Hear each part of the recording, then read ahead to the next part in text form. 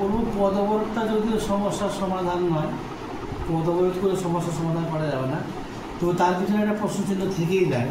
আজকে আমাদের গাজল বিধানসভার বিধায়ক যিনি মহোদয় আছেন, বীরপুরুষ আমাদের, ওনাকে আমার প্রশ্ন আছে, উনি বছরে মনে হয় 70 লক্ষ টাকা করে পান, এবং এই 70 লক্ষ টাকা আপনি কোথায় খরচ করছেন?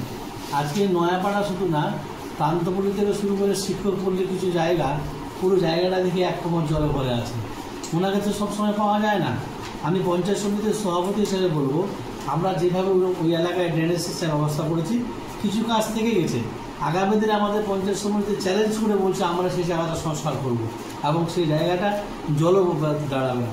কিন্তু তবুও আমি প্রশ্ন করব আমাদের এমএলএ সাহেবের কাছে, আমাদের উত্তর মালদার সাংসদ খগন মুর্মু মহাশয়ের কাছে, ওনার যে আজকে সরকারের কাছ থেকে যে উন্নয়নের যে টাকা পয়সাগুলো পান, সেগুলো কোথায় খরচ করেন? চাঁদে না অন্য কথা, সেটা প্রশ্ন থেকে যায়।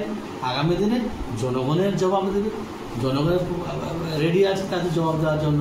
এবং এটা পরিষ্কার যে গাজলের উন্নয়ন কারা করছে, পঞ্চায়েত সমিতি করছে না এলাকার এমএলএরা করছে।